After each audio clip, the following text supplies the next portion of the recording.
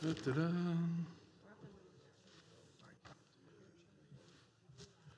Good morning, everyone. We're going to reconvene an open session. We'll begin with commissioners' comments. Vice President Baker, would you please begin?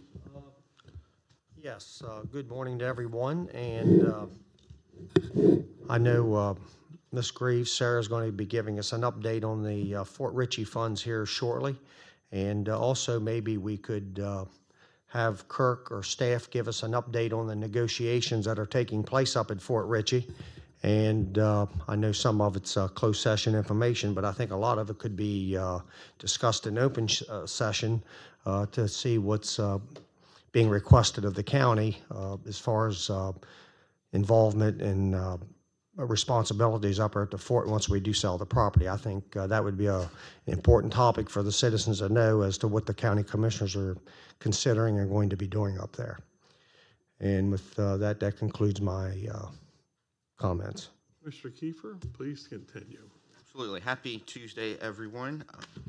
Last week I had mentioned closed session and the amount of time we spend in closed session is one of the things I would like to focus on for this year and this term going forward. Spending less time in closed session. Today, one issue that I think we still have outstanding that I would like to take a little bit more action on is updating our ethics ordinance. I know Commissioner Monschmidt and me have both promoted that, updating our ethics ordinance, tweaking it, making it a bit more secure, and help the public get some confidence in our ethics ordinance and how that process works. I was hoping there might be consensus among the commissioners today, or maybe at a near future date, to look at some of the suggestions that's been proposed, compile suggestions that we may all have, and put together a draft ordinance where we could maybe vote on the additions or deletions, but hopefully we have additions individually so we can come together with an ordinance that we might all agree with. So issues like how our ethics commission is comprised, the involvement of the attorney when it involves his or her supervisor, and what is covered in the ethics ordinance. I think those are issues. I know we put together our committee last summer to look at those ethics ordinance, and they were content with what we have because it does meet the minimum standard required by law, but I think we can all raise the bar a little higher for ourselves. So that's my comment, my goal for this week I would like to mention. And that's all I have. So how would, who's going to put together some bullet points or additions for the county commissioners to look at? Well, I think if each county commissioner has an idea or two or several, we could assemble those together.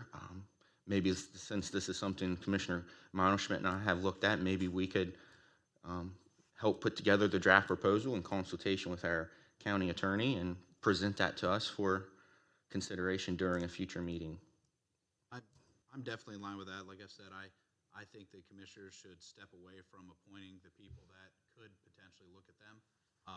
Now, I know by law we're required to appoint them, so my thought was doing something very similar to what they do for the judges to the governor, is you have a committee that goes through and recommends those people to the commissioners to either appoint or decline. So it gives us one step removed from the appointment process. I've said that. I know the panel thought that that was political, and I agree it is political, and I want to get out of that. And that's the whole reason why I mentioned that from during the campaign through all year. I think that is definitely a first step that we can take. That's something I would like to look at. An issue that I think rings for me the most is the fact that only a financial gain, how our policy is written, seems to be what is looked at as a breach of ethics. And I think we should set the bar higher for ourselves. But. Okay, commissioners, would you like that to be a future item on our agenda? I want to make a comment first. Yeah. And we're not deciding anything Right. today, of course. Yeah, I'm probably going to be the bad guy here. I'm not, obviously, don't take this wrong, that I'm anti-ethics.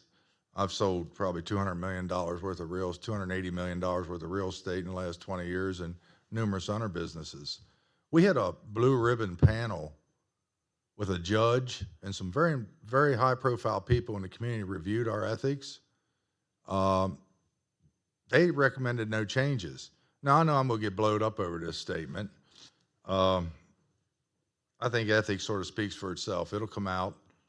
eventually, if one of us do something really terrible, there was 150,000 citizens, and I don't know how many voters was that, 90,000, I don't even know what the number was, but they put their trust in me to run this county ethically.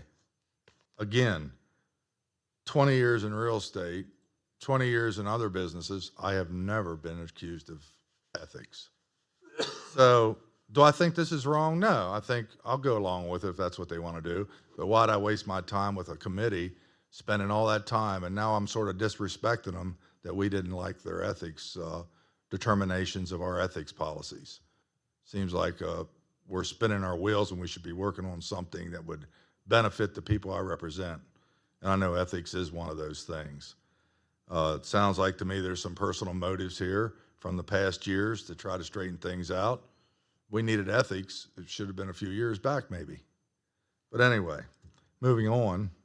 I did attend the swearing in of Andrew Wilkinson for our new judge. It was very nice, good turnout, and some very good speeches.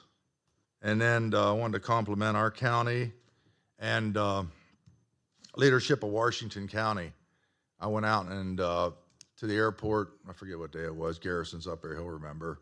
But we kicked off, or I didn't. I just attended and said a few words. Commissioner Klein and I, and what a great organization. There was 30-some people there, at least 35, I think. Scott Hobbs sort of engineered it and got us to the point. We had Susan there. We had Andrew Eshelman. It was what I saw, but I didn't stay all day.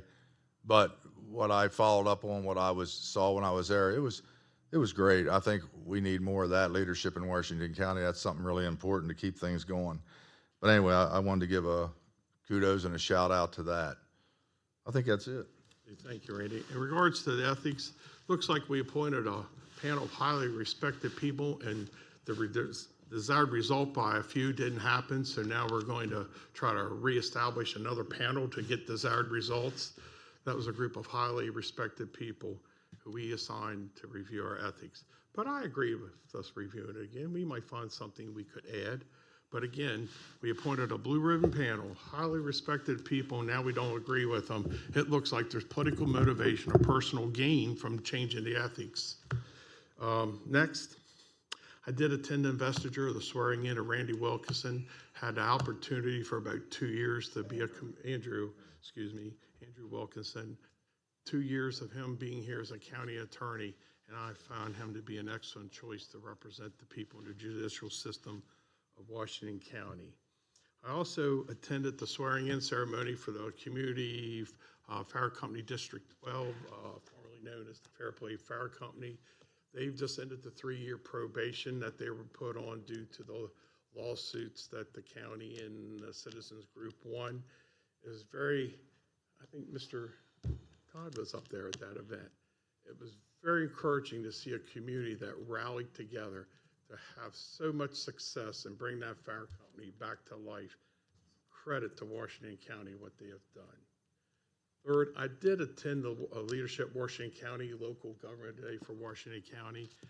25, 30 plus young folks, leadership positions in the county, understanding what the airport really meant. It's more than a Legionnaire, it's an economic engine. I also think they toured the 911 center and realized that our dispatchers are the first responders. They're the ones that take the call, and the importance of those positions. As a member of the class of 2013, I'd urge anybody to be involved in that leadership Washington County. With that said, that concludes my report. I'll hop in real quick. Go ahead. Sorry. But it didn't mean to. Just wanted to say, tomorrow I'll be down at Mako, so I'll be down at Mako every Wednesday during session. It's the first meeting down there. I'm on the legislative committee again this year, and then afterwards, the Rural Counties Coalition is actually having a meeting concerning fire and rescue, because this is not what we're going through right now. This is not a isolated problem. This is a lot of the rural counties through the state of Maryland are having the same problem. They're looking actually to what Washington County is going to do or is doing, because seems like we're one step ahead of a lot of the rural counties on their problems. They're having all the other counties are having situations with their volunteers and missing their calls and things like that. So there's a meeting, the Rural County Coalition, to just discuss on what ideas everyone's doing so we can all learn and maybe adjust things and fix things for every county. So be down there tomorrow with that, and I'll be there every Wednesday. All right. Thank you. All right. Citizens participation. Anyone here for citizens participation? Please come forward, front row. State your name and topic. Name and address.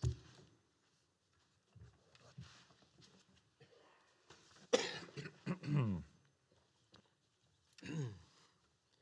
morning.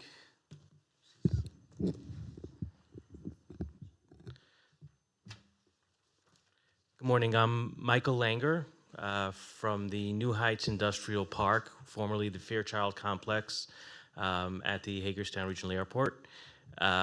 We have purchased a property. We had our ribbon cutting several months ago, and we've had quite a bit of activity since. We've been excited to have started to lease up spaces. We have tenants moving in and new tenants that are inquiring, and it's great to have new life. And we're also super excited to be working together with John Seaburn from the Hagerstown Aviation Museum. We have been fast-tracking and working quickly on plans to begin opening of a phase one, both museum and event center that would serve both Washington County and beyond for both cultural, STEM, and business events that can be held in that location. This is something that John and I have been working quite hard on to have progress this spring and hopefully be open with a phase one as early as this summer 2020 for early viewing of planes and the building out of the museum. You have some paperwork I think that John has handed out. We're excited to be working on this project and continuing to bring new life to that area, and we're excited to see what else we can bring forward. John, you can... Okay, my name's John Seaburn, President, Hagerstown Aviation Museum. And as many of you know, and people in the room, we've been working on a museum for 24 years now. Haven't had a home yet. We've been like a museum without walls. We hold a lot of events out at the airport, a lot of support from the airport. The county kept us going all these years. When Michael and his partner showed up and purchased the old Fairchild building, we were quite excited, but even more excited that Michael has experience in tourism and creating attractions. We've done a lot up in Times Square, New York City, up in that area. So we're working sort of hand in hand here to do with the preliminary processes, business plans, studies, things like that. So that's where we are now. So we just wanted to stop in today quick and kind of introduce ourselves and give you a quick update. Thank you. Thank you very much for your time. Thank you. Any other citizens to participate, please come forward and state your name and address. And I inadvertently skipped over staff comments, so I'll be going back to them. Thank you for understanding.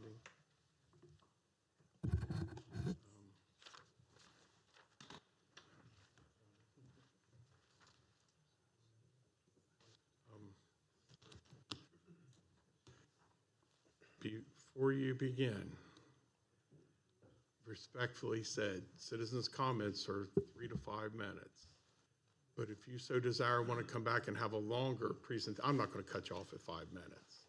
But any type of presentation of any length, I'd like for you to be an agenda item, but you're welcome to fully explain everything today.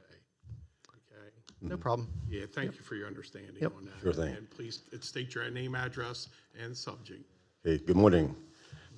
My name is George Souders, 20931 Lettersburg Pike, Hagerstown, Maryland.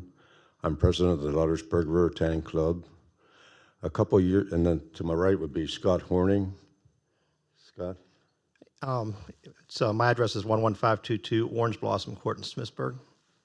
I'm the treasurer for the Letters River Tanning Club.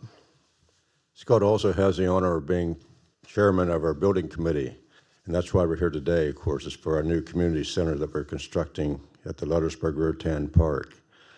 We started this project about 2 years ago, trying to get the paperwork and all the legal documents in order for this project. And we're moving on with it. We began the groundbreaking here a few weeks ago, and I did a lot of blasting, drilling, and now we're excavating the site down to the subgrade, and we're moving on with the project. We're here today to talk about the excise tax that the county would like to have us pay. And we would like to have Scott give a presentation on that here for a moment, please. Scott?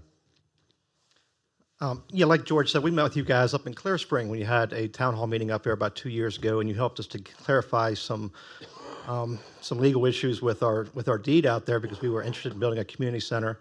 For the last 2 years, we've been very busy meeting with architects and engineers and contractors and business leaders, and we've raised about $500,000 towards the building. And we're getting ready to start construction. We pulled our first permit about 3 weeks ago, our mass grading permit. And so we're moving along. We're ready to hire a general contractor. And we were working with the permits office, and they were telling us about there's a dollar per square foot excise tax on a building like this, and we're here to ask for your consideration and possibly waiving that excise tax for us. This is a community center that's going to be used by the citizens of Washington County. It's a project that you guys have stressed that is important to the county. Recreational facilities, especially in this part of the county, are sorely lacking, and this is going to fulfill a big void. And it's going to be used by a lot of youth activities, youth sports. So we're just here to ask for your consideration on that and kind of give you an update that we are moving forward, and we're hoping to have this building up and usable within the next year. So. Commissioners' comments? I would start. Thank you. It's an admirable thing to do for your community. You'll positively influence a lot of people. Okay. And that was one of our that was one of our county buildings school buildings. That's correct. The school building and land was. Per contractor agreement, we deeded it over to you guys. That's correct. And Yep. you're investing back into that building. Yep. And Terry, I'm sorry. Go ahead. It's $1 per square foot, so for this building, it'll be $12,000. So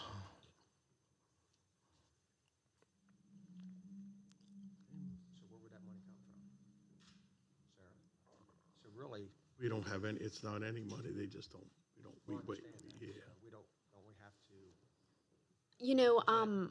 When number one, I would maybe defer to Kirk about the deferment of excise tax or the forgiveness of excise tax, because I'm not sure how often we have done that, or Ashley Holloway, the director over there, as far as their experience with that. I think that's a consideration as far as where it would come from. We just wouldn't receive it as revenue, and so we wouldn't have that to spend on any county initiatives. I'll tell you from a tax and legal policy, taxes are supposed to be uniform, and I understand that people don't want to pay taxes, but just because the government should not be waiving tax that they apply to everybody else as a matter of fairness. There are a number of classes of construction that are exempt from the excise tax, including farm and government construction, replacement construction, schools, redevelopment areas, enterprise zones, or religious corporations. But general nonprofit community centers are not listed as an exemption. And again, in all fairness of the property, I understand. It's going to be my possession during citizens. This would have been a great agenda item. Is my suggestion. I think you have favorable support, but to maintain our policy and procedure, I'd like for this to be an agenda item and come back and get an official vote off our agenda, if that would be appropriate. Okay, if you guys, we normally don't have this discussion back and forth during citizens' comments, because that means we open that up to everybody in the world.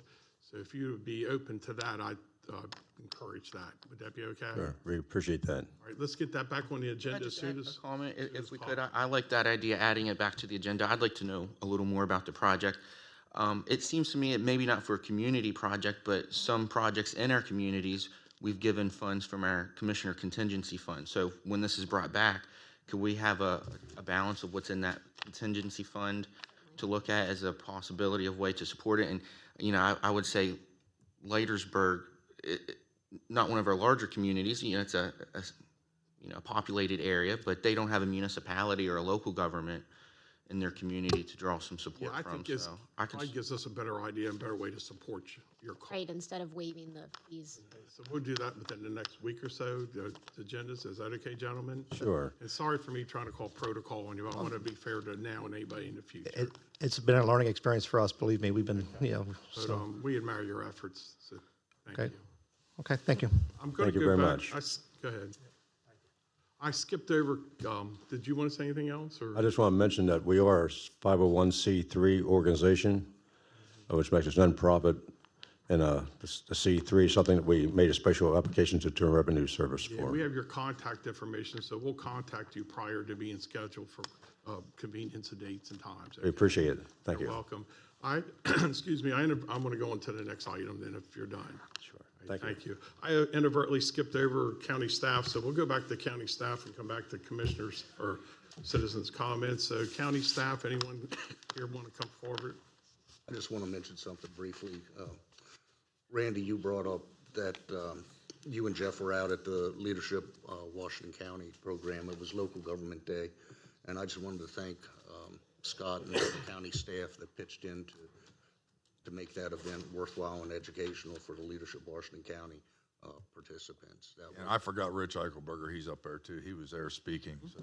Yep, that was And Andrew, all-team effort. Everybody up there in that corner.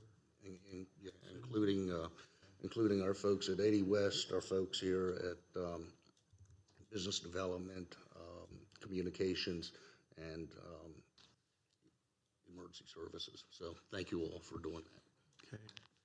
I have a few Do you want to go first to staff reports? if there's no one in the audience. Is there anybody here for staff reports? If not, Susan, I mean, Sarah, still. Thank you. Today, isn't he? Thank you. No, Randy, it's that's fine. sport. I have a couple items today. First, I'd like to recognize a few employees. Maryland Public Purchasing Association held their installment of officers and directors last Saturday, January 11th.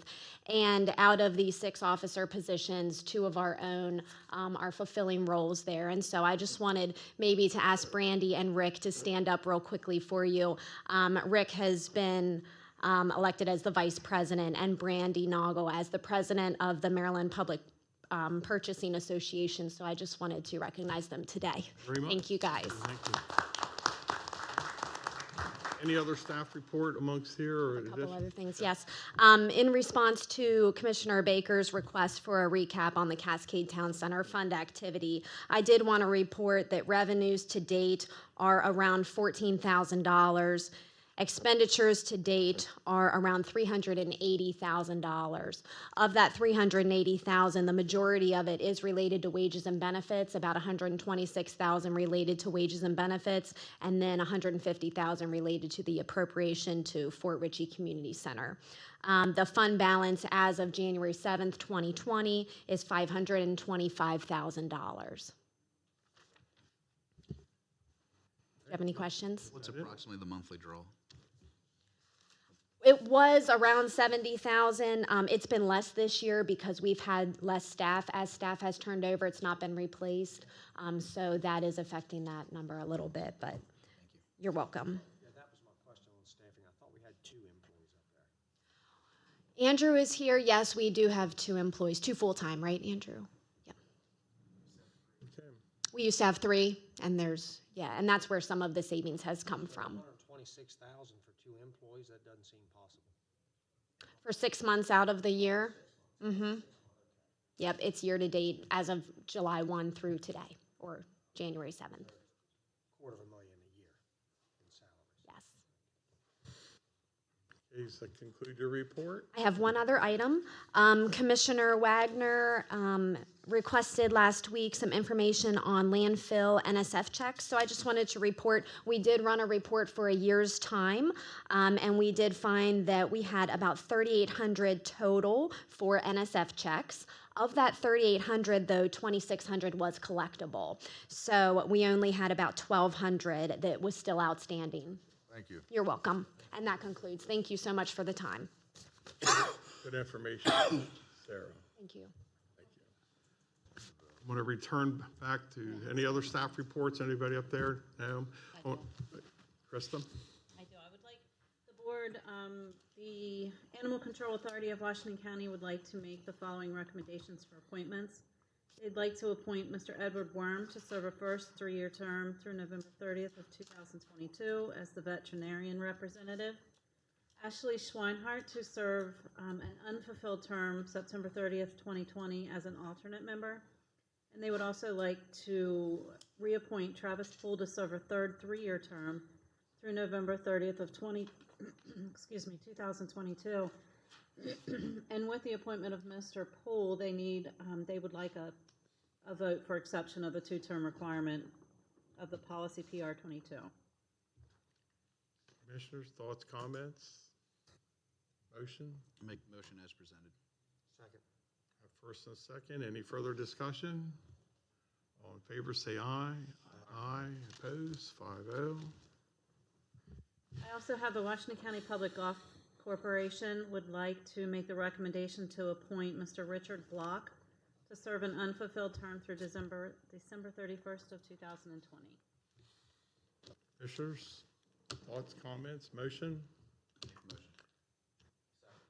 First and a second. Any further comments?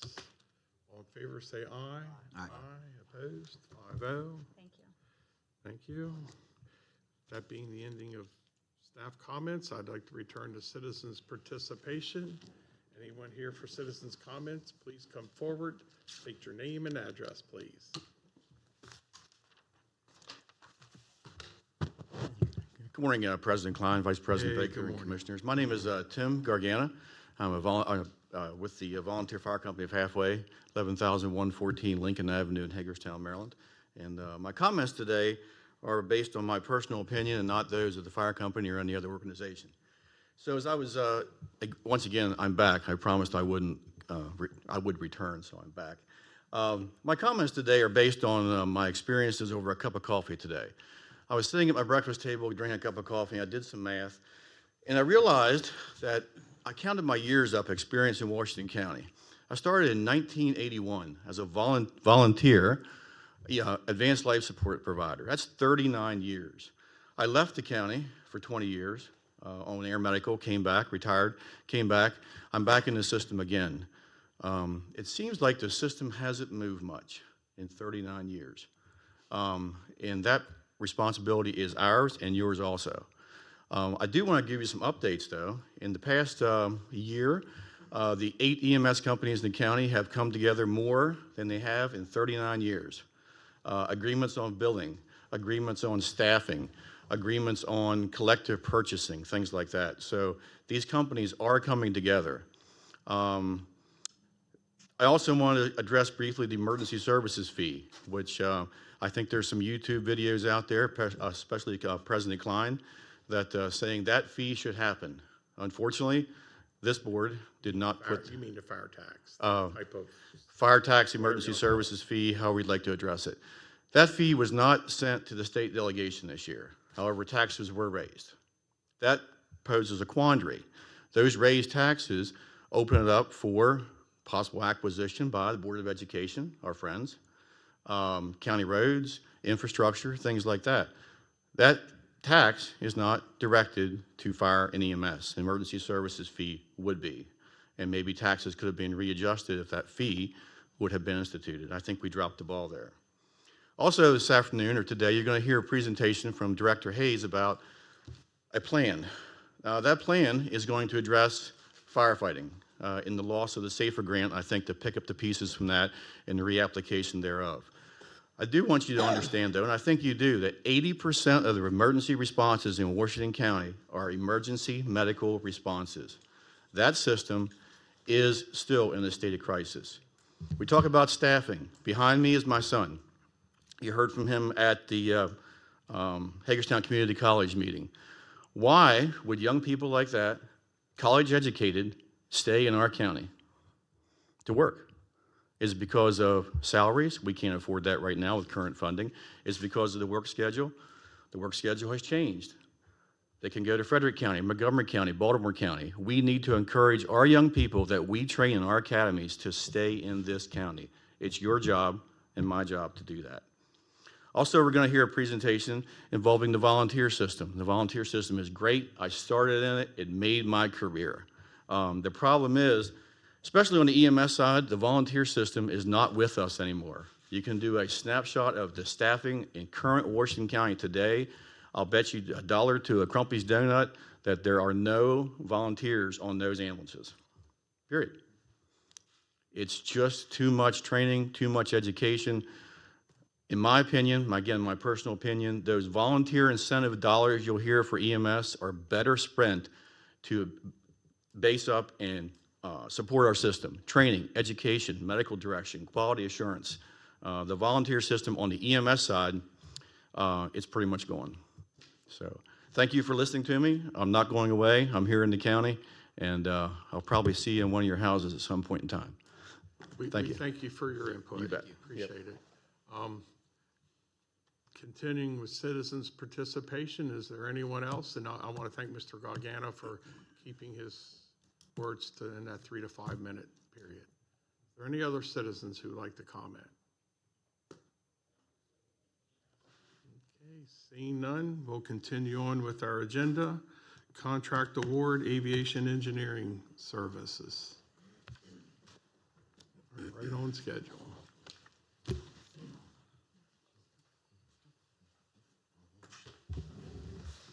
Good morning, Rick Curry, Director of Purchasing. Garrison Flosner, Director of the Hagerstown Regional Airport. So before you is contract award PUR 1450, Aviation Engineering Services for Hagerstown Regional Airport.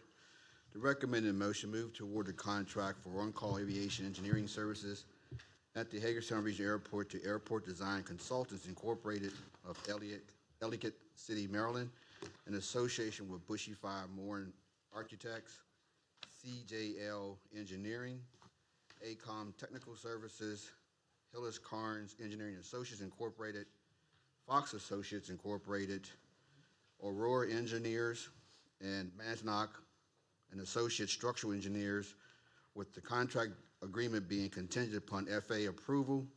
I'd like to point out that this is a little bit different from what you're used to for being presented to you. As you can see, there are no dollar amounts associated with this because FAA does not base award on pricing. They base the award based on qualification and experience. As you noted in the ARF, we received one proposal, which was from Airport Design Consultants.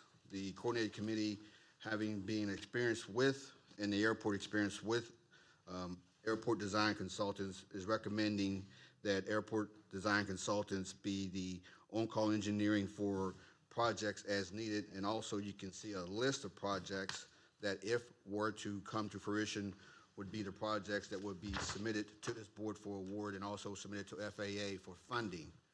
FAA will have the final determination whether or not the project would be funded, because they are the lead agency of providing 90% of the money provided for the projects.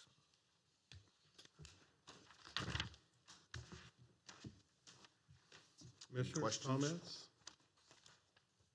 Or anything else? Yeah, I mean, ADCI has been our engineer for quite some time now, and we have been more than happy with them and would like to keep them on if it's at your will.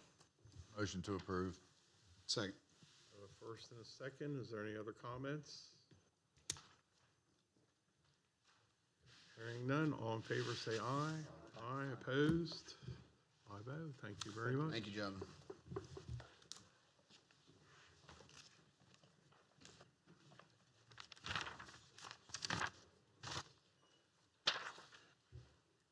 Next up, Valley Mall Subdivision, Mark Bradshaw.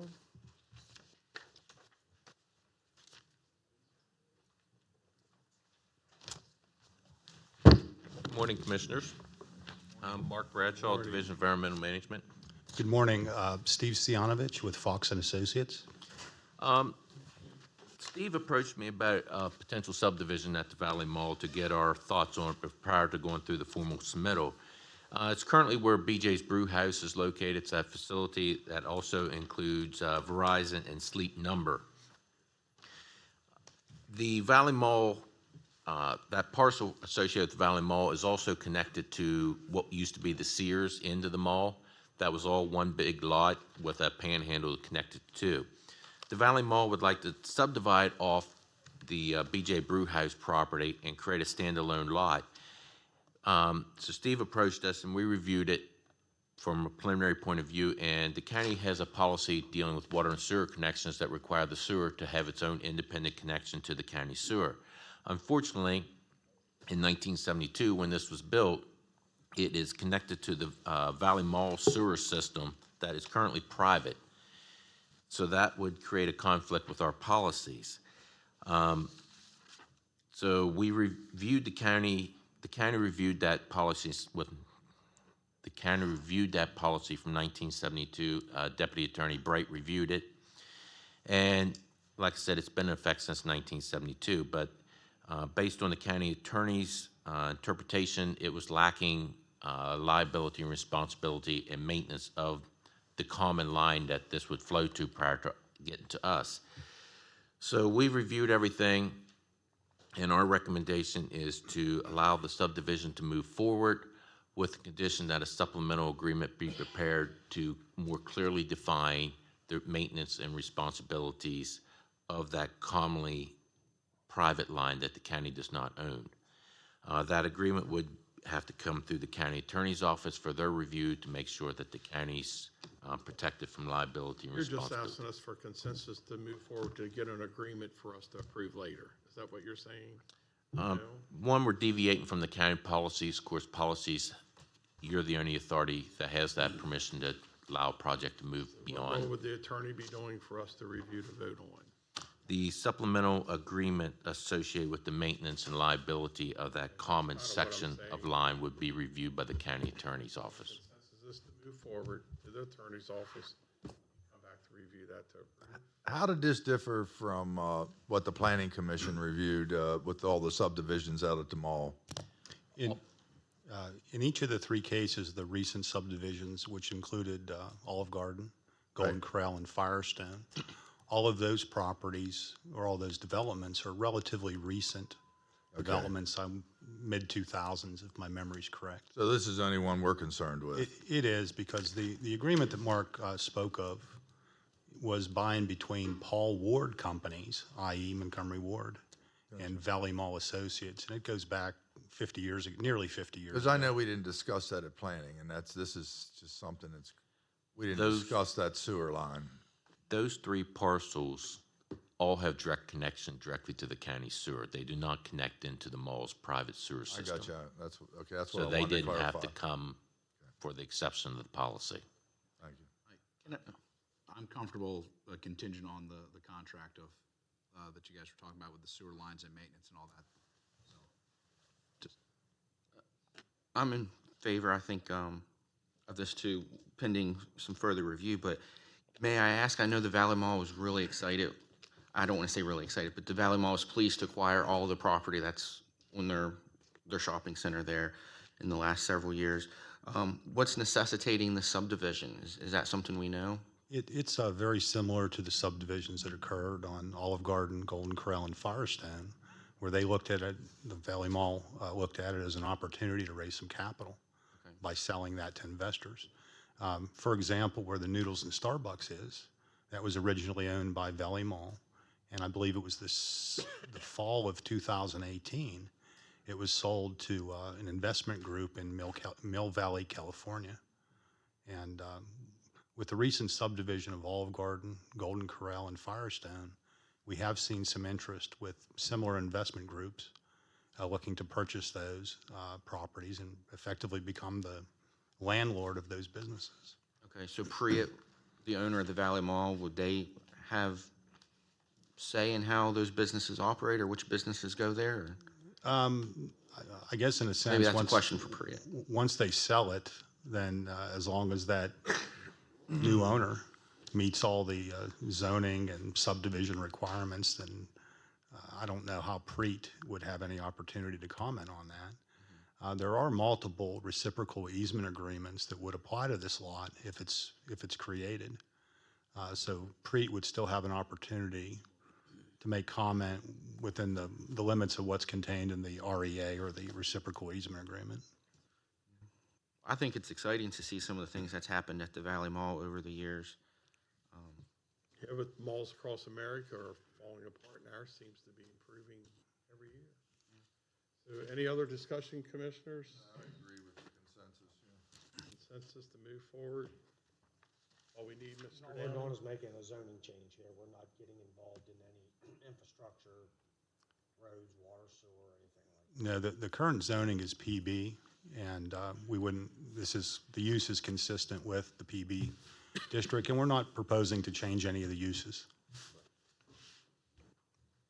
You're deviating from your sewer policy That is correct. because of the unique ownership arrangements at the. Yes, it currently flows into the mall's private collection system prior to discharging into the county system. That won't cost us any money. No. All right, we're looking for consensus. Got it? 5-0 for consensus. Thank you. Thank you. Thank you. Next up, budget adjustment.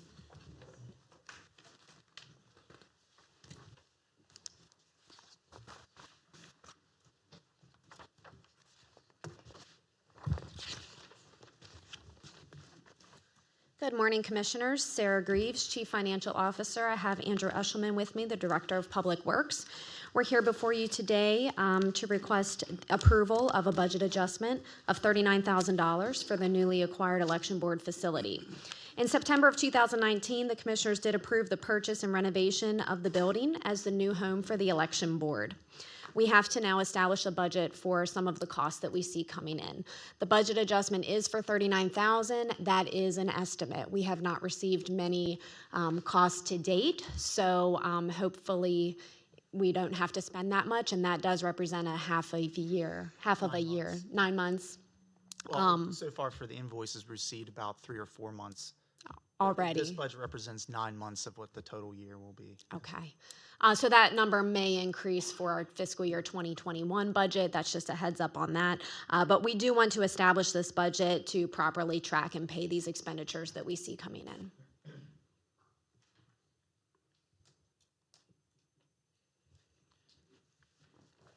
It looks like I see where it looks like the money may be coming from. Is that our only source, the workers' comp savings? That's probably not our only source. Or is there CIP savings in other projects? I would not generally tend to look for CIP savings since it will be an annual recurring cost. That's something to consider. That may not be our only source. I could look for other sources. It was one that first came to mind since Tracy McCammon from HR was in here and represented a savings for the fire and rescue workers comp bid that came in. So I did know that those savings were there. That's why I chose that. That was the only reason. I think I'd prefer with Commissioner Kiefer that at this point where we're building up fire and rescue's budget for personnel, for just a lot of different things going on, I'd prefer not to take it out of that at this point because I think we're going to have to utilize that somewhere else in fire and rescue. But I also understand I definitely don't want to take it from capital improvement. I think there may be some savings in the debt service budget, and I could use it from there if that's agreeable. I would support that. Okay. Have a motion? Again, yes, I'll make the motion that we approve the budget adjustment for the amount of $39,000, but take the savings from the Debt service. debt service. Is there a second? Second. Any further discussion? All in favor, say aye. Aye. Those opposed?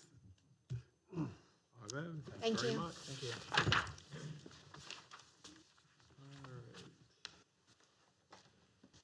Next up, formal approval and ratification of zoning map. Andrew, is that you? It is. This is a follow-up of a decision that you made on December 3rd, 2019. You conducted a public hearing to approve rezoning that was applied for by JPK Properties LLC, applying a rural business floating zone to a parcel. And decision was made to approve that rezoning, and the request was made that our office prepare the necessary ordinance and decision, and those are attached to the ARF. So the request would be that a formal motion be made to approve and ratify that ordinance and decision. The decision just tracks essentially verbatim the decision that was already published by the Planning Commission. No, this was a facility for an excavating business. Oh, yes, okay, yes. Keplinger. There was no opposition at the hearing here. As I understand it, there was no opposition at the Planning Commission either. Planning supported it, yeah. Submitted here more or less as a formality for approval and ratification. Motion to approve. Have a first and a second. Is there any other discussion? All in favor, say aye. Aye. Aye. Those opposed, 5-0. Thank you very much. Next on the agenda, public safety discussion. Please introduce yourself and the matter.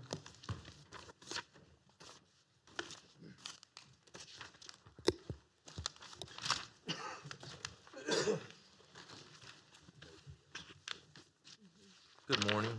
David Hayes, Director of Emergency Services. We're here to discuss with you a proposal for a regional deployment plan for fire services and an EMS plan that works on stabilizing the EMS workforce, career workforce. I'm Kingsley Poole, Chair of the Emergency Services Advisory Council. Dick Hopkins, Co-Chair of Emergency Services Advisory Council. Dale Fishak, President of Washington County Volunteer Fire and Rescue Association.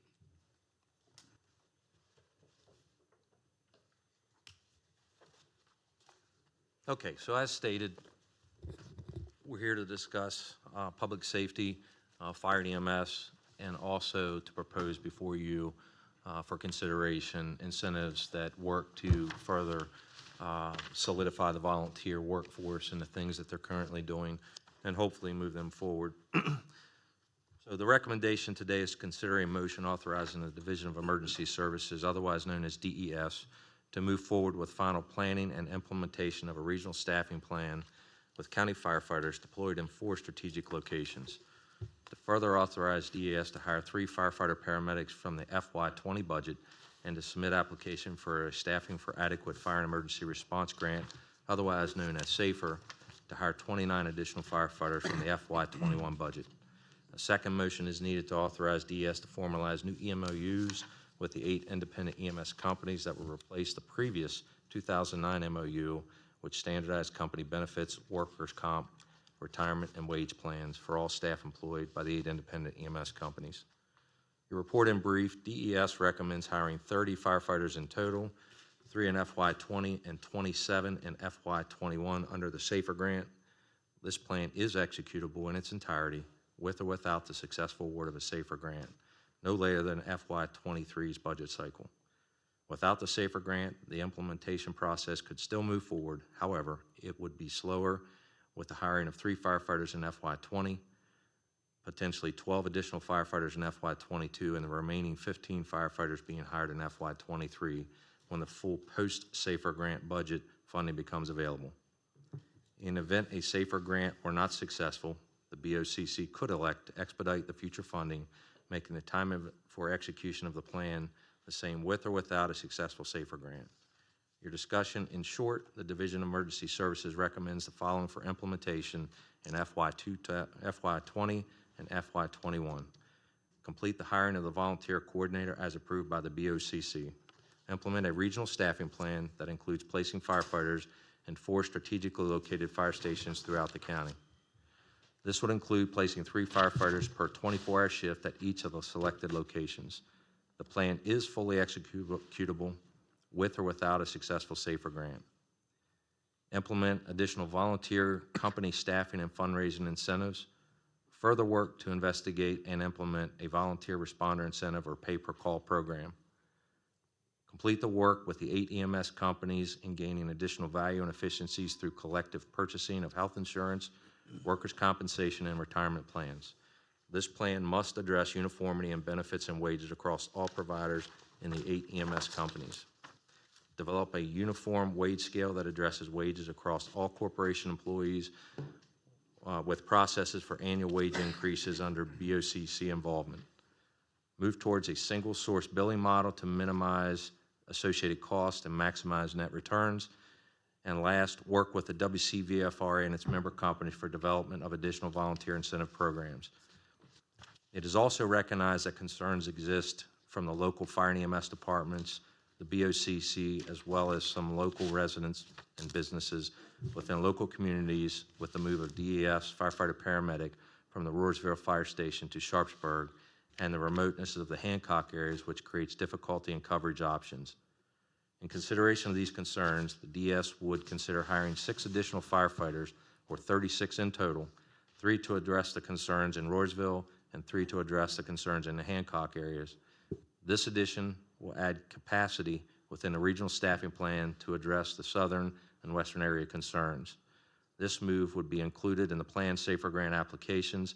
However, it would generate an additional budgetary need and cost of $60,295.86 for FY21, $126,696.68 in FY22, $233,755.36 for FY23, and ultimately after expiration of the SAFER, $432,772.10 for FY24 if authorized.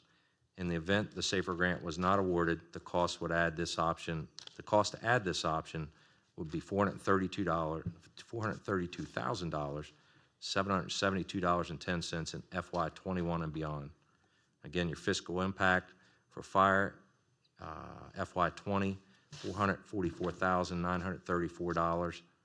EMS is $694,357.37, or $1,139,291.30 annually. FY21 for fire, you're at $861,200. EMS is just over $1.9 million, and annually you are at $2.85 million. FY22 for fire, you're at $2.1 million. EMS slightly over $2 million, and annually you're $4.2 million. And then in FY24, after the expiration of the SAFER grant, you're at just short of $3 million for fire, just over $2.1 million for EMS, for a total of $5.1 million annually. Those costs do not include the costs that I just discussed to address the South County and Hancock areas. Concurrences are the County Administrator, Director of Emergency Services, Washington County Fire and Rescue Association, Emergency Services Advisory Council. Your alternatives are to continue with current funding and staffing levels, and then your attachments are as stated. What I wanted to go into and define a little further was the volunteer-based incentives. We have 2 different approaches for that. One of them is company-based, one of them is specific to responder-based. The company-based looks to incentivize companies to help add value to what their work that they're currently doing. So we're proposing a pay-per-call incentive for each of the companies that do not receive county staffing or county career staffing on the EMS side.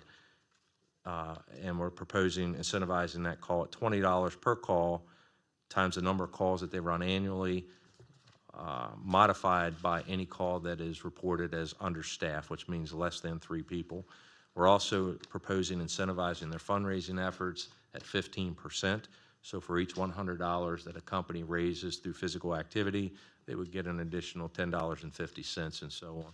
That has a maximum annual cap currently at $30,000. And again, that is for us to be able to establish this within budget guidelines and build upon that as the future moves forward. Excuse me, just want to, you said 15%? Yes. So for every $100, it'd be $15, not $10. $15, yeah. I can't do math here on camera. Just want to make sure that. Yep. Thanks for keeping me in check, Commissioner. So correction to that, it would be $15.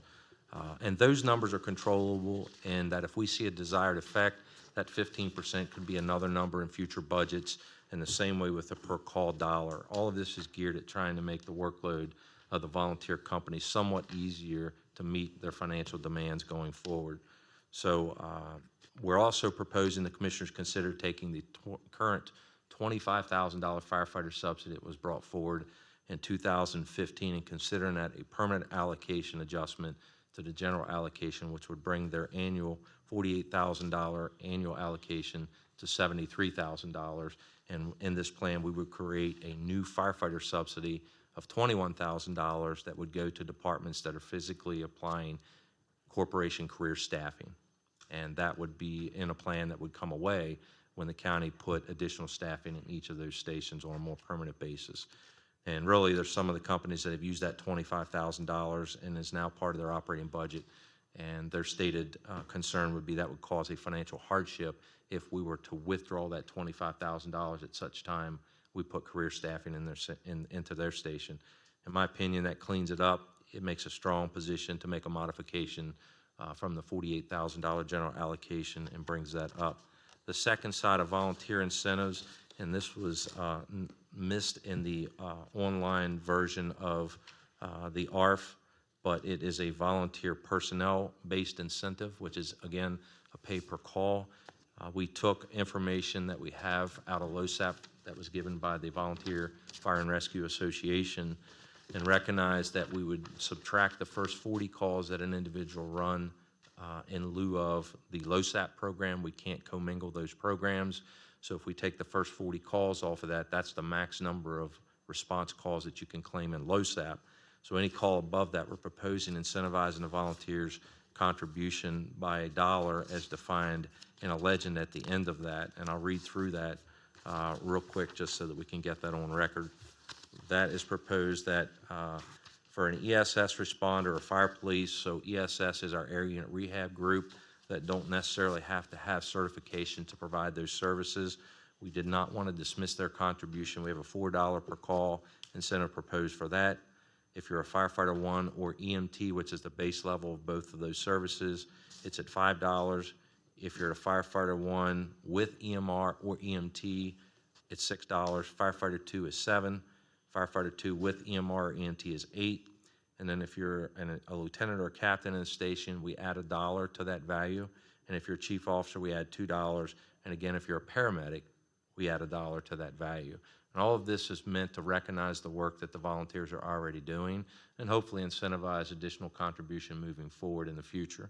And as an example, we had, if this can move forward, our top responder, if you took the 40 LoSAP calls off, ran 412 calls.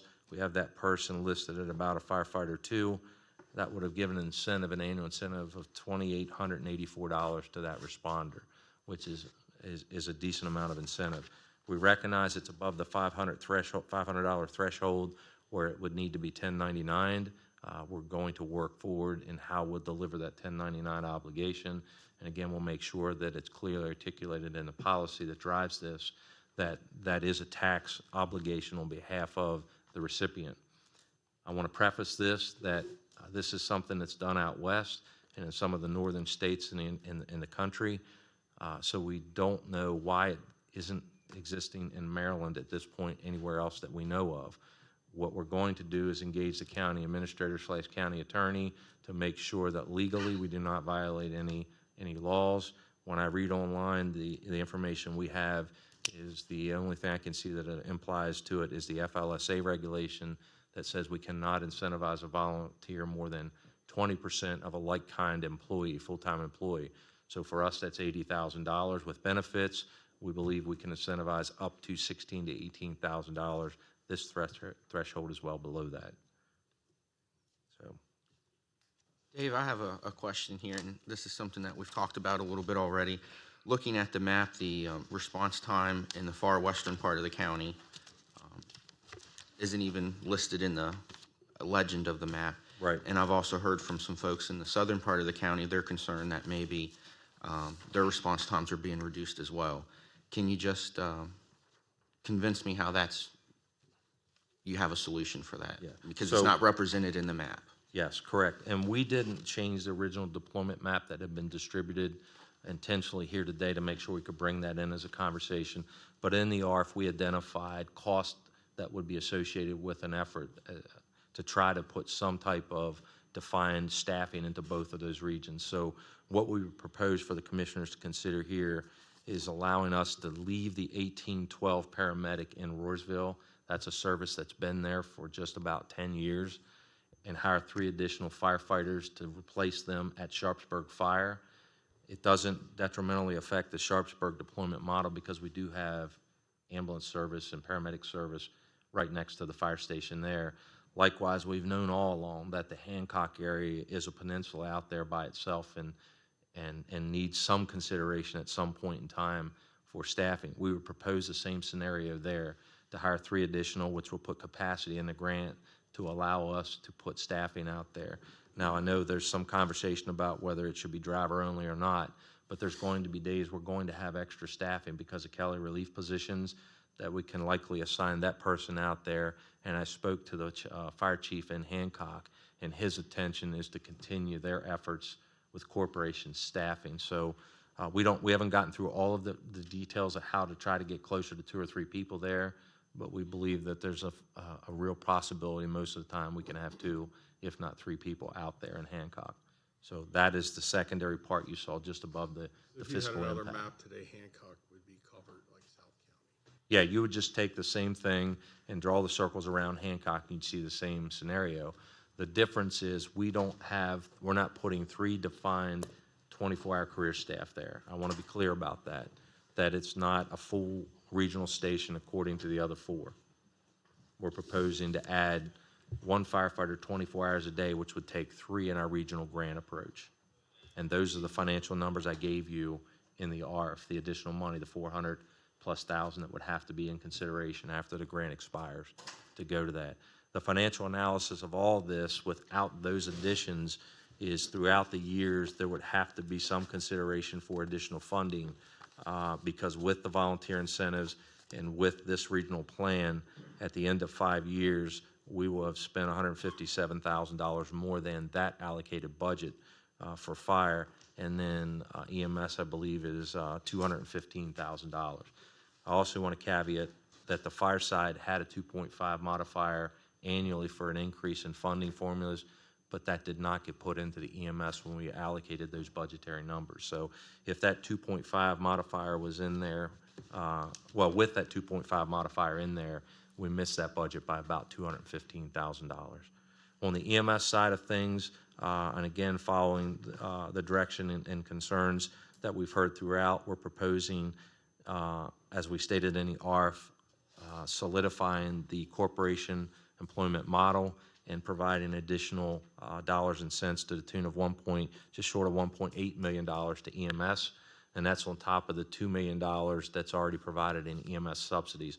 Our goal and targets through that is to identify health insurance plans and again, establish the same health insurance plan across 8 independent EMS corporations, with the county likely picking up those costs. So what I mean by that is each employee of a corporation every 2 weeks will pay the exact same out-of-pocket expense for their employee contribution based on the plan that they've got, whether that's employee only, employee spouse, employee family. And then also co-pays and deductibles will be identical across all 8 companies. That is not the case today. Workers' comp is a volatile thing for the EMS companies. One injury can potentially increase their workers' comp premium by $10,000, $20,000, even $30,000, as experienced, I know, by Clear Spring Ambulance several years ago. Their workers' comp premium based on a few injuries was pretty high. We're proposing the county look at in this plan, taking those costs and bringing them in. There'll be a budgeted expense for us every year that may need to fluctuate to some degree, much like the vehicle fuel maintenance programs and all those other programs we deliver. But what it does do is allow us to look for cost efficiencies in workers' comp because there is no liability exposure to the company. Now, we need to be promoting safety programs and all the things that keep premiums in check, but we believe that we can do that. And then likewise with wages, one of the things we know is Company A may pay 50 cents more an hour than Company B, and each year one company may be more financially able to proffer annual wage increases than the next company to them. We would propose that we're working towards a standardized wage structure that each year the companies would collectively activate a raise that is identical amongst all companies, and again, to some involvement of the Board of County Commissioners in concurrence, because you're ultimately funding the delta, and now a much bigger delta in their ability to pay corporation staffing. There would not be the ability to hire an employee from another company for more money. So that the wage scale would be as if you were employing me for $19.10 an hour and you wanted me to come to work for the next company over, $19.10 an hour is the hourly rate that you can pay me. It will eliminate some of that staff hopping from department to department for money. It won't change the fact that if they're not happy with management or work condition or call loads, they still may move. But we believe, and we're meeting regularly every 2 weeks with the EMS subgroup on these conversations, and actually will be coming in the next 2 to 3 weeks with at least an update on EMS conversations for you. But that's the direction that we're moving towards EMS, and then again addressing their 401k and trying to make that a stronger program for them. So we're working to make a system that assimilates a single source employee, i.e. county program, but doing it across the 8 individual companies with some control mechanisms. And again, you heard in the ARF an updated MOU that will replace the 2009. And there were a lot of figures thrown out there for a minute, and I just thought for the commissioner's benefit, just to summarize, we have in our 5-year plan a certain amount of money for 2024. So if you look at the full build out of the plan and include the personnel related to Hancock, it is about $800,000 in total more than what we have in our 2024. Right. Yeah, when you add 435 related to the Hancock, and then the other 300 and some for the actual build out that you see in the ARF. Can you explain what's going to happen to the current 8 county employees, where they're going? I guess 1812. So we actually have 16. We have 8 special operations firefighters, and we have 8 ALS paramedics. We're proposing to take 7 of those ALS paramedics and use them in this regional plan, meaning they will be married up in a regional station. The exception would be the South County one. If you move forward with an option that we can hire 3 additional firefighters, they would stay in Roarsville. But the one in Clear Spring and then the 3 new that would be hired for Leitersburg will be part of a 3-person crew that, again, on higher acuity calls would be that 3-person makeup on that engine. We're also going to keep the paramedic chase unit at those locations. So the primary core of their job, if they're out, then the engine will be staffed at 2, obviously, at that time. We've been doing that same scenario in Roarsville for about 2.5 years, meaning that paramedic's been authorized to ride a fire truck based on a certain level of call. And according to Director Chisholm, we haven't had any negative impact to that service delivery. Will there ever be a time where that paramedic may be on an engine and not available for one? Sure. But with this regional model, with adding that eastern portion in there, it adds capacity where if the Roarsville medic is out, we're going to send the next closest regional medic to that call. So there's some EMS benefits that happen here on that side of things. But I said 7 of the 8. We're going to propose reallocating one of those to hopefully put some administrative staff in Director Chisholm's office to help us better manage the conversations that we had earlier relative to a new MOU and be on top of that a little bit better. Dave, could I hear from, just briefly, Dale, who's the president and our president and our chair and co-chair of the ESAC? Yep. And then I need to come back. There are 4 letters I want to brief to as well on the record. Okay. So, but absolutely. I would prefer if he gets those 4 letters out first before Okay. I comment. I've got copied on them as well, and I think it'll be pertinent to my comments. Yeah, and I agree that we need to take a look at that as well. One of the things with the plan as proposed, it's still something that if implemented could be reevaluated over time to determine its effectiveness. And I concur, and something that Director Hayes talked about is the getting everybody on the same sheet of music, so to speak, money-wise. I was acting administrator out at Halfway for 11 months several years ago, And one of the real downsides were people would leave to go to a company that offered them more money. So I just wanted to bring that in. All right, so if I could address 4 letters that came in the last 48 hours. I'll read the companies that they're from, and then I'll work through the letters briefly. And I really just went through and highlighted the actual concerns in the letter. I won't read them verbatim, but we have one from Potomac Valley Fire Company, one from Boonesboro Ambulance and Rescue, one from Funkstown Fire Company, and one from the Long Meadow Fire Company. And I'll work through them just in the order there. So Potomac Valley Fire Company, the primary purpose of their letter is not against the regional plan or the firefighter staffing plan. Their concern was with our original intent to move that 1812 paramedic from Roarsville across to Station 1. And they go through the rationale as to why that's important to South County and their department to keep that in the Roarsville area and not move that across. I believe, I haven't looked back, Chief Otzelberger may be back here working for the HFD, but I spoke to him en route because I wanted each department to know we were going to address these to get them on record today in public, and I didn't want them to be surprised. But he believes that if you choose the alternative that we gave to put those 3 people in Station 1 in lieu of the 1812 paramedic, that successfully addresses their concerns in their letter. And if he's behind me, hopefully he's nodding his head up and down. So that letter, we believe, may likely be addressed successfully here today. Boonesboro Ambulance is similar in concern. Theirs was, again, moving that paramedic from South County and their difficulty to get into those hard-to-reach areas down off Route 67. I spoke to their chief yesterday and again today to make sure that my comments today would be in line with what I believe they're saying in their letter, with, again, the proposal that we've given, if the commissioner should act that, to leave the paramedic in Roarsville. They're happy with that. They wanted to make sure that there were volunteer incentives in place for volunteer people to come in and get their rescue squad or that second service out or that second ambulance out. And again, we're addressing that through the volunteer incentives as a whole. I think long-term, Boonesboro would like to see additional funding to the companies to help staff those vehicles. But they understand that we have to start somewhere, and this is, I haven't said it yet today, but I'll say it a couple more times. This is the beginning of something that is going to need maintenance throughout its life, just like the volunteer service. This isn't, you put these career staff in and everything is great from here on out. It's going to take constant work without question, both on the volunteer side and to this career staffing plan.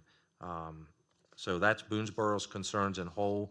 We believe both of them have been reasonably addressed with a consideration of leaving the 1812 paramedic in Roarsville.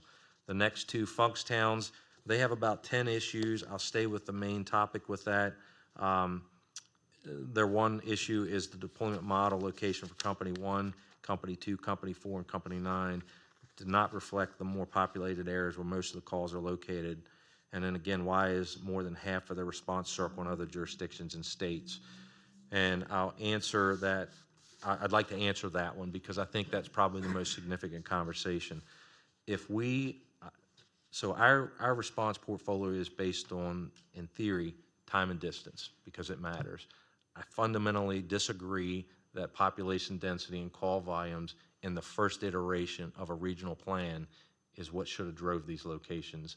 I can't dismiss, and you see it on your map, we've updated that on time, that there are 15 career firefighters on duty within the city of Hagerstown 24 hours a day, 7 days a week. I can't dismiss that. There are not 15 career firefighters in South County. There are not 15 career firefighters in Western County, and there are not 15 firefighters in the eastern parts of the county. So we didn't dismiss the central part. We do have a proposal to locate one of the stations, which is Williamsport Fire. That station's call volume annually is over 1,000 calls, 945 calls, I'll stand corrected. So it's not without dismissal of call volume and population density. We just didn't use that as a primary driver. We looked at it geographically. Again, time and distance was number 1 for us. Secondary was 2 or more services, meaning they have an engine, a fire truck they have to get out, and some other service, tanker, rescue squad, ladder truck. We also tried to consider, and have to some degree, that they're in close proximity or co-located with EMS units, transport units. That allows future conversations, either for co-location or consolidation. And also, as we look at surge capacity over the upcoming years and the need for that, we potentially can add another firefighter, paramedic to these apparatus, split that engine crew, and create 4 surge units for the cost of 2 of them around the county. So all of those things were brought into this. It wasn't just picking out 4 stations. But the easiest one to answer here is look at Washington County. There's no scenario for any station in any region that doesn't have a portion of its area in a distant circle outside of the county. It's not possible. We could have put it in Fairplay, but that wouldn't do anything for Potomac Valley and Roarsville. We could have put it at Funkstown, Lone Meadow, maybe halfway, but again, that doesn't help Clear Spring and Hancock or Smithsburg.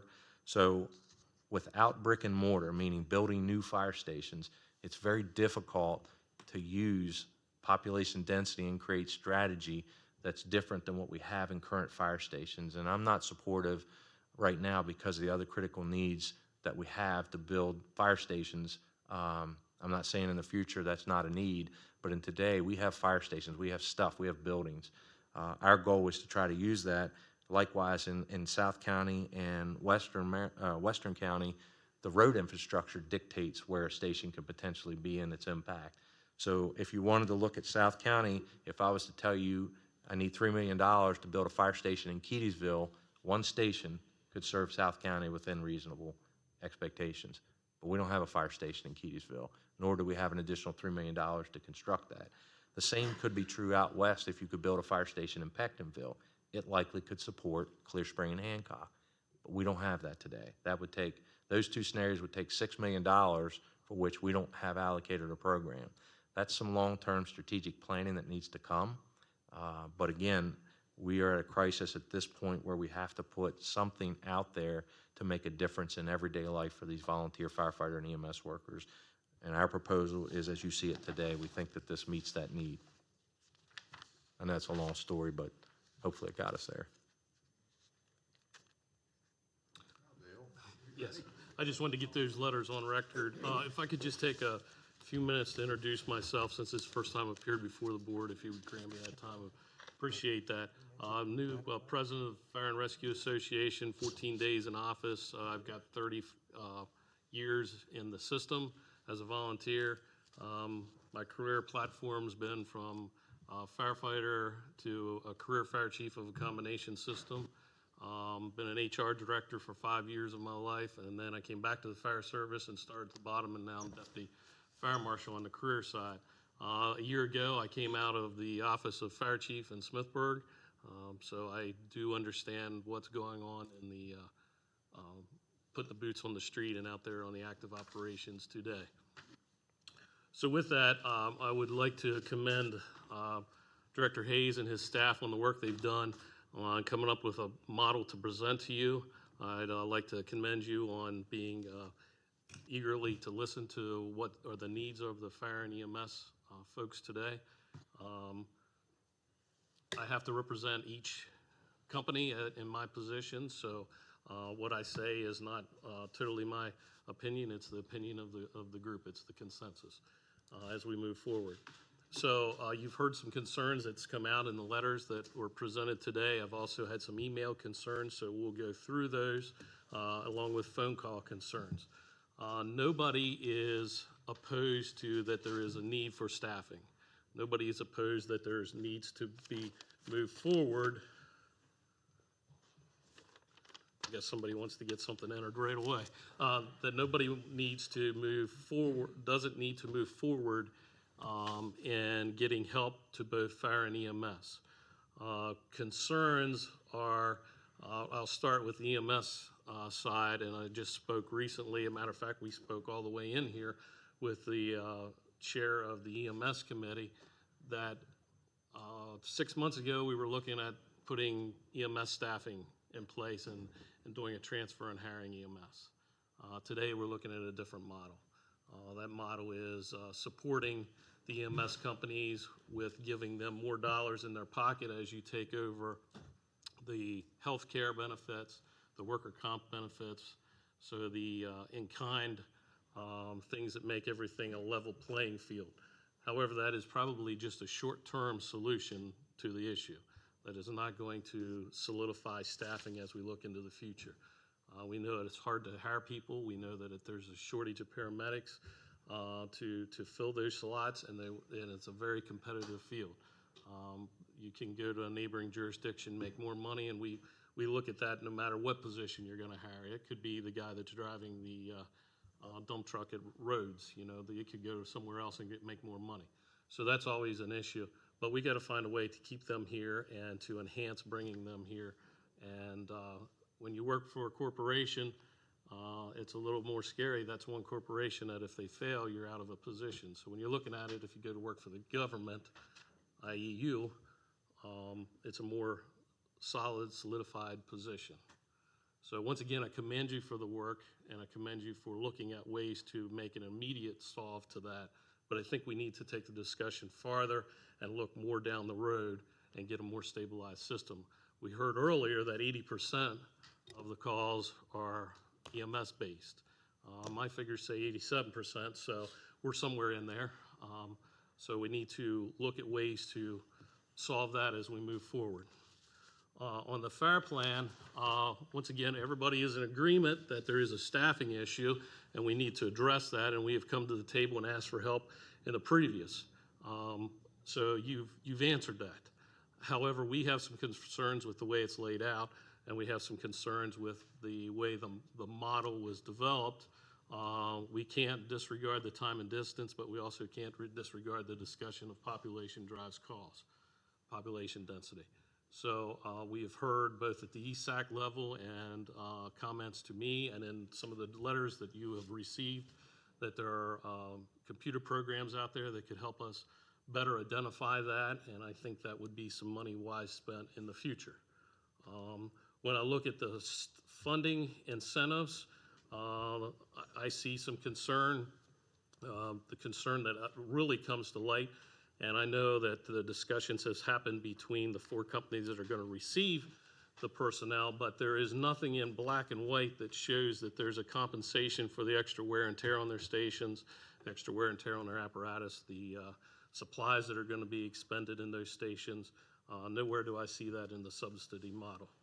The other concern I have is under the fundraising.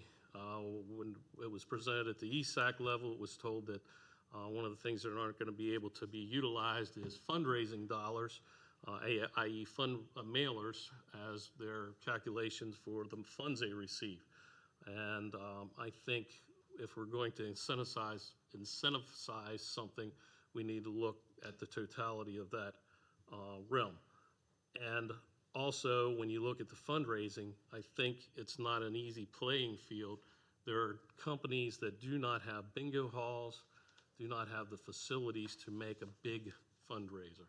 So they, while we can incentivize them to work harder, it does not always show the end result we want to look for, because they are handicapped with what they can do with their facility, and also possibly their community and what they can draw from.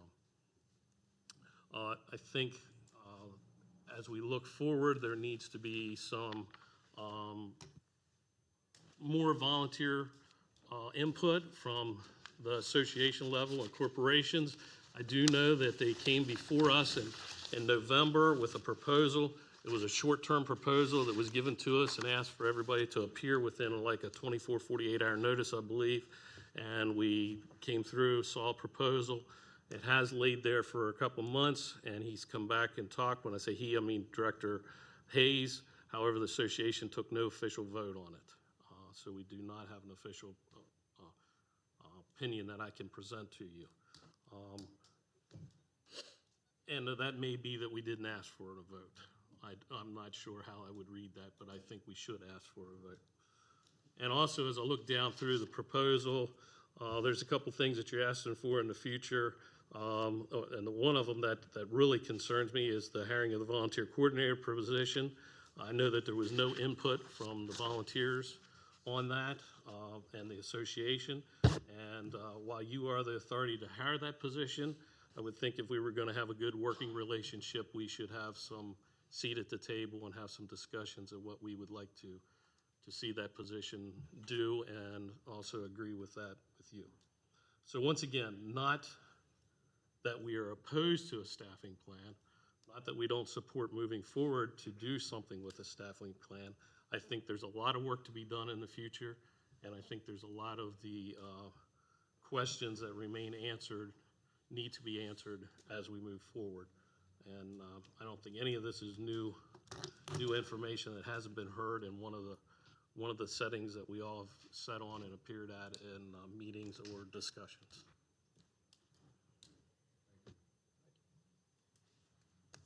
I do just want to, for the record, clarify that we briefed the association, as the president stated, through an informed email, that we were talking about this in November. And at that meeting, asked them not for a vote that night, but to go back and discuss this with your companies and provide input and comments to us about concerns with the plan.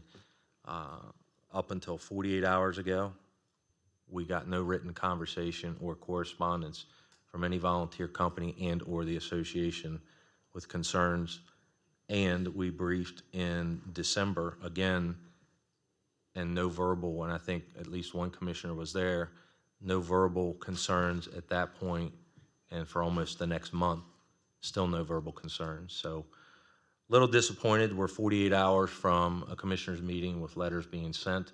Not that I'm chastising the letters, but I think we have to have better participation from the association and the volunteer companies going forward if we want to kind of acknowledge what the president is Dave, in all requesting. fairness, you have to agree, they were in transition, bringing on a new president. That's fair. So in all fairness, you have to take into account the transition period of going from old to new.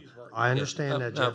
I think that's a good point, Commissioner. I do acknowledge that. That's I making just, excuses for them, that's all that is. I just want to make sure that, It's all fairness.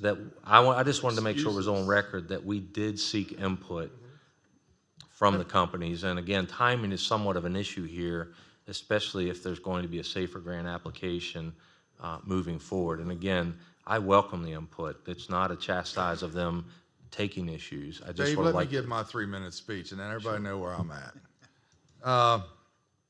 When I come in here, we have a lot of problems with fire and rescue. I mean, we do. I mean, we got problems that people don't even know about yet. We got problems on the horizon. We got problems we're trying to fix. We got audits going on. Tim Gargano was dead on a lot of his remarks. He walked right in here, and it's like time stood still. Man, there's nothing happened. That can's been, I don't care what anybody said, that can's been kicked down the road forever. And now we're struggling to do something. So I walk in here, and we got a $600,000 shortfall in the budget. Then 3 weeks later, we got almost a $4 million shortfall in the budget. So we got to come up with money to help EMS, fire, and all the first responders. So what we had to do, and I was one of 3 commissioners that raised tax to support first responders. I didn't want to do that. I hated it. But it had to be done. There's just no money. This all boils down to money. Is to take on, EMS wants to be county employees. God bless them. I want them to be county employees. I can't afford it right now. I can't. There's, $20 million to take everybody on that wants to come on. You know, fire, rescue, make everybody county employees. That's what the drive's at. Understand that. And it would solve a lot of problems if we had the money to do it. We don't have the money to do it. We went out on a limb and raised taxes to fund what we can possibly do. Safer grant failed. Okay, now we regrouping. It's been a year. We've talked about this for a year, and there was hardly any complaints. And I understand EMS position, what they want to do. I understand. I'm for it. Just can't afford it right now. They want to come on. And, you know, there was no opposition. You just summed it up.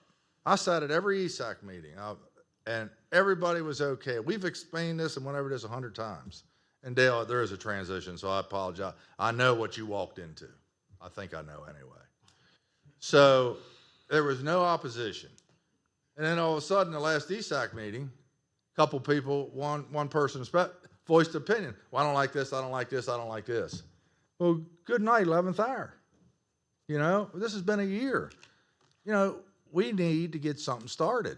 I'm not saying this is a end-all be-all. This is a start. We got to get something going. I'm on board. I said that 6 months before the election, I'm on board with helping fire and rescue. I did what supposedly labeled conservative Republicans shouldn't do. I raised taxes. And that was the only reason I did that, was for fire and rescue and balance our budget, which we walked into almost a $4 million shortfall. So with that being said, do I want to hire 36 people? By golly, that's a better plan the SAFER grant was, putting one driver in there. 36, you want to hire 36 people. I think I'm pretty much on board with that, but I also on board with helping EMS and everybody else. Is there a better plan? Probably is. Just let's wait another year and do another plan. Yeah, that's up to y'all. And I'll let the other commissioners voice their opinion, but that's where I stand on it.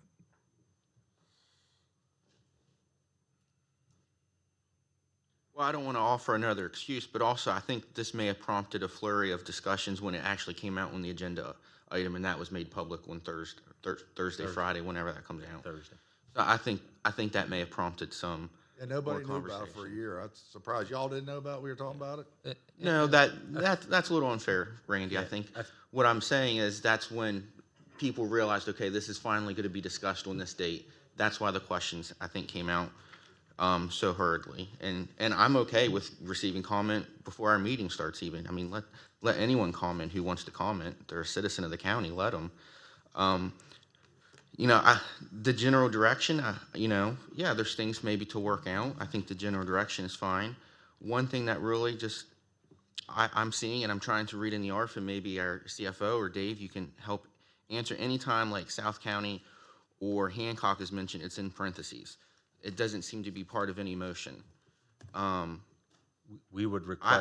I would want to make sure that those issues, that funding is addressed before I were to vote on this, because their taxes were raised too. I want to make sure that they're getting some kind of benefit, and I just don't see where that's part of this motion. It all seems to be a separate conversation. So I'm going to agree with Wayne. This density stuff, you live on Slabtown Road or you live on Chestnut Road, sorry, not enough people there for us to provide you protection. You have to wait. They're all citizens of Washington County, and they all should have equal protection. This is just a beginning, folks. This is not the end. And I want to praise all my commissioners and staff. This is the first group has brought this forward. We could have said, here's 25,000, go away, and we didn't. These are awkward and difficult discussions, but we want you all to know this is the beginning of fixing the dysfunctional volunteer system, not just in Washington County, but all across America. They're having problems. This is the beginning. Do we expect everybody to be 100% in agreement? No. We like the comments. We like the additions of extra ideas, but it is the beginning. To do nothing is to have failed people. And this is the beginning. And you hear now we're open to suggestions, ESAC, Volunteer Association. But it was important to include South County and Hancock. They pay taxes too. Their lives are important. So is this deployment model perfect?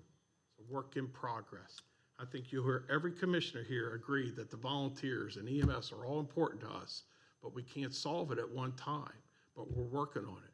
The first group of commissioners who worked as a team to try to move something forward. And with the comments, Commissioner Kiefer, I agree with you. I welcome the comments, and even up to the last minute. What I more welcome is the opportunity to try to adequately address those in a positive way. I don't disagree with any of those concerns. Some of them are easily cleared up just through some communications, but it's hard to do when they come in so late in the process. And you're likely right that the agenda announcement probably triggered those. The last thing I'm going to go, unless you have other questions for me, is I would advocate there are 50 ways to get to Frederick. You've heard me say this before. It doesn't mean that any of these other concerns are any more right or wrong than what you have before you. It only matters is which way can we manage and bring forth based on the economic abilities of this board and the county citizens, and in some type of respectful service delivery model. This model marches towards a nationally accepted best practice, which is NFPA 1720. A driver-only model does not do that. We've seen that. We actually were told that pretty loud and clear by our peers through the denial of a SAFER grant that listed that approach. So I think we're at the right place at the right time for the right reasons. Sorry, one comment I'd like to make, well, probably it's going to be a couple. First, I think this is a good plan, but one thing that I learned in the Navy while flying was a plan is just something to deviate from. And I guarantee a year later, 6 months later, we're going to make little tweaks and adjustments to this plan that's going to better suit it. I also want to, and I think I've tried to be as loud as I could without being, belligerent, is that we need to work. I mean, this is a great plan. It really does work with the fire, but I think it is belittling the EMS side of the fact. And I've tried to make that clear. But again, I think this is a great first step, but I think once we take this step, we need to be working on that EMS side. Yes, we're going to try to combine things and we're going to make things work, but we've been talking for a year about having a single billing, and we've been talking about that for a year. We've been talking about the workers' compensation. We got to stop talking and actually start doing those things. I know I've been working for a while trying to get this Medicaid billing, and just I think it was 2 weeks ago, myself and Delegate Quarterman had a call with the governor's office and with their finance and budget, and their big fears they put in the budget is going to be taken away by Kerwin, but they're looking at it and they're trying to find other ways to do it. So the state is seeing that Medicaid billing is unbelievably low. How are we going to get to it? I don't know, but that's one of the processes. On your Commissioner Kiefer, on your concern for for the motion, I agree with you. The only motion that if we were going to put forward one today would be to cover Hancock, would be to cover Sharpsburg. South County. Would make sure we cover those areas. The Roarsville thing, I think that makes complete sense. So we cover those areas. That'd be the only way that I could see a motion being done if it does cover all those aspects. I would not want to do one that has anything with parentheses that could happen later. And Mr. Fishak, your concern with the position, the volunteer coordinator. As you know, that position has not been hired yet, and if you think that your input on that individual and that person, or the volunteer association input on that, I welcome it, and I think we need to move forward with that. Volunteer association person on the interview committee. Yeah, Dale's on the So interview that's been committee. addressed. I was not able to be, I was asked a while back, but I was not able to be on because I need to recluse myself because of one of the candidates. Well, can't we? But I could put somebody else, but that's where, we didn't go any farther than that. Then we need to make sure that you get somebody from the association on there. Sure, and that all happened before I was president. That was prior to my time. The only comment I want to make, Court, in all respect, belittle means intentional slight. I don't think we belittle them. We appreciate and respect the MS people. We can't do it all at one time. Yeah, I wasn't. The word belittle was a little harsh, that we were intentionally trying to demean them. No, there's a lot of respect on this committee for the MS. Well, I apologize for that. I know you didn't mean it that way. But again, this is a program that's in progress. It's the beginning, and all those needs. And again, I'm going to say, I think you have staff and commissioners who are going to be willing to work and make this an improvement as we go by. It's not the end. We could easily give you 25,000 or whatever, say go away. We didn't. These are difficult discussions that we brought forward. So I look to the future to working together. So May I make a comment? Go ahead. I'm sorry, go ahead. I was just going to ask Dave a couple of questions here. On moving forward, you didn't address battalion chiefs. Are we going to have to hire any battalion chiefs down the road? No, we're going to restructure our current supervisor we have on the EMS side, make them more cohesive, and try to use that at least on an administrative type of function. One of the things we may be able to accomplish with the airport scenario, which is one of the firefighters in the grant, is potentially putting our operations manager's office out there, and if we can work out an agreement that doesn't violate FAA guidelines, that could be a Monday through Friday regional station as well with 3 firefighters. And we get a real nice bang for our buck because we're meeting an airport need, but when they're not needed on the airport, because there is no firm requirement outside of DOD and Allegiant flights that we have to have firefighters stationed on that airport, but we can use them in kind of a commingled world. So we're all in. I mean, we've got everything we've got into this plan. And so also, we weren't addressed with how's this going to affect HR, your department? Are we going to have to hire additional staffing there? I think there's, a possibility of it. I mean, you are in this plan looking at 36 additional personnel, but then you're also looking at the workers' comp administration, health, If any of those responsibilities fall to county staff, it would be difficult to absorb them. So that is a consideration. Has They're HR been excellent- involved they're in these excellent points. conversations? I don't notice They- anyone from HR so, here. So of the recent, they have not, but when we had the SAFER grant, which was 29 firefighters, they had been, as well as budget and finance. We actually are moving to a different process for scheduling that hopefully makes payroll a little bit more seamless through our schedule. It converts over to our Oracle payroll processing. But I can't speak for the new HR director, but the previous director, Ms. Payton, was involved in these conversations for 29. One of the things I want to add, Terry's correct, there's collateral hiring that might happen because of this, that she just addressed it. Thank you for bringing that up. The other thing I want to bring up that's looming is this Curwen Commission. If we get hit with $4 or $5 more million a year mandated by the Curwen Commission, you can throw everything out the window, folks. And that's why we're being cautious and trying to do things slow. Again, we're open to fixing and making adjustments. That Curwen Commission hits us for that money. Where's it come from? Mr. Gargano's right. Money in the general fund can only be dedicated unless it's mandated by the Constitution of the state of Maryland, which is education. So easily, if we're mandated extra money via the Curwen Commission, that money in there goes to education by the constitutional law of Maryland. So it's frightening to sit here at commissioners, all of us. I don't think there's one commissioner sitting here that's not concerned and care about what we're talking about today or as passionate as everybody in this room. But that Curwen Commission, the uncertainty, leaning on we go to bid tonight, I guarantee you these guys are thinking water sewer mandates, Curwen updates. Yeah, if I'm going to stay focused. The list goes on. Go ahead, because I got a list of about 50 Yeah. things. But Also, you didn't mention supervision as far as, I guess, the incentives, how all of that be supervised. The volunteer incentives, that is what we've built. Well, just everything in general. So That well, is just- let me address the volunteer incentives first.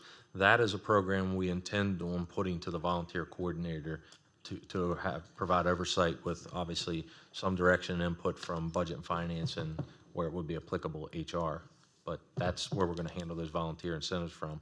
The people side of this thing, meaning the Career County staff, will be managed through our paramedic firefighters, the captains that we currently have, and again, through the current organizational structure we have for fire and EMS.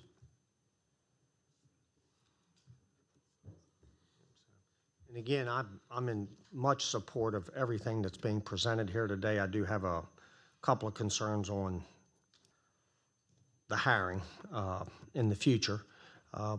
For me, I'm not ready to move forward on this today. I would like to at least have you sit down and have some more discussion with Mr. Fishak. He's in, I think, his first month as tenure for leading the association.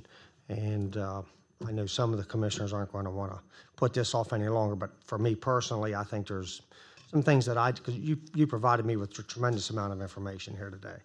And for me to sit here and say that I've comprehended and I understand everything you're talking about, I don't. So again, I'm in much support of moving forward, but for me, I'm going to need a little more time. If I may, I want to be sure. The association isn't opposed. I want you to make sure you hear that. We are on board with the staffing concept. What I wanted to be loud and clear was this is not the end. This is, and we have concerns. Everybody asked for staffing. We're talking about fire staffing, and we can't forget the EMS staffing, and they were the concerns. So I don't want you to think that we're sideways here and that we're not. I think that's what you heard, but we're on board with a staffing plan. We just have some concerns with the final model of it, and that this is not the fix-all. And thank you for your willingness to step up and lead and represent our volunteer companies. And Commissioner, I think if I could add a little bit to that, and the President and I spoke about this, there's nothing in an application for a SAFER grant that will lock us into this map exactly as identified today. What it will lock us into is a regional plan, which I believe we have reasonable support for, if I'm not misspoken. It may be the locations are of concern, but we will have up to probably 8 to 10 months to validate that. At some point, we're going to have to settle and develop policies with those stations. But the point is, these conversations can continue either with the association or with the 4 independent companies. Is there still a lot of work that needs to be done behind this? Yeah, that's all yet to come. But before we invested all that time and effort, we needed to make sure and get the authority to move this plan forward. So Dave, I'm in that's where we're favor of at. moving forward with the court's suggestion is, we've talked about it numerous times. Right. You know, to really now move to step 2 and start addressing, you know, start talking strategic plan for EMS. I feel the same as court does about that. I've been very engaged with this through ESAC and association meetings, and every ESAC meeting we've discussed it. I've seen it 100 times. I'm good. Commissioners, any more comments before I recommendations for a motion to move forward? Any other comments? President Klein, if I could make a comment on something you said earlier. You said Slabtown Road, Chestnut Grove Road. Different ends of the county. Right, but you're not going to get the same response time. All I'm saying is those people, like Commissioner Kiefer said, they all pay taxes. If everything's based on density, they wouldn't have any coverage. Exactly, That's what right outside the town of Boonesboro, they're going to get better coverage than they are on Slabtown Road because of Just so I can geographic. clarify about Hancock, and if you have other things, Mr. Poole, that's fine. No, that's all. I can get to the very southern part of Washington County 2-3 different ways. Missburg, a couple different ways. Hancock is only accessible through Interstate 70. Route 40 is not contiguous the whole way. There's a whole big story about why that happened back when the interstate was built. Many times it happens. I hear from parents all the time that are frustrated if there's an accident on Interstate 70, they can't get back up to school to pick up their kids from school in time because it's shut down. That happens frequently. I remember not long after I joined the commission, I was talking to the sheriff. There was an incident, I think there was a suicide on the interstate that shut the interstate down. And the same day, there was a big house explosion that day, and that created a lot of havoc. Yeah, that happens few and far between. But for me to support anything, I could potentially support something to move forward today. But Hancock, Roarsville, those concerns have to be, I have to be satisfied with that, because I would have to go back Yeah, I think and address that's those what people. we're gonna. I think everybody is speaking the same. I'm sorry, Mr. Poole. No, Go ahead. No, sir. Got any other comments? There's a recommended motion to make a motion. So, If it's all right, I'd like to make the motion. I think it was 36, hired 36 people with a safer ground, including the Hancock and South County, making sure that the Roarsville paramedic stays there. But I'll say overall a regional deployment method, because knowing that there could be little tweaks. And Hancock. I did say Hancock. South County. Did you? So basically, we're saying this plan is not set in stone, but it's a good framework. Exactly. The hiring of 36 people through the Safer Grant with a regional model, but I want to emphasize, we're going to make sure that South County, Hancock, Roarsville are all taken care of. Right, that's a motion. Is there a Second second? it. First and a second. Any further discussion? I too support that motion with including the extremities. Also note that the Kerwin Commission is looming heavily on our budgets for the future. So with that said, I call for all those in favor of the motion, say aye. Aye. Opposed, say no. Abstain. 4-0 and 1. Thank you very much, everyone, for your work. Thank you. We will go into recess. Motion to go back in closed session. Motion to go in closed session. Do I have a second? Second. All in favor, say aye. Aye. Aye.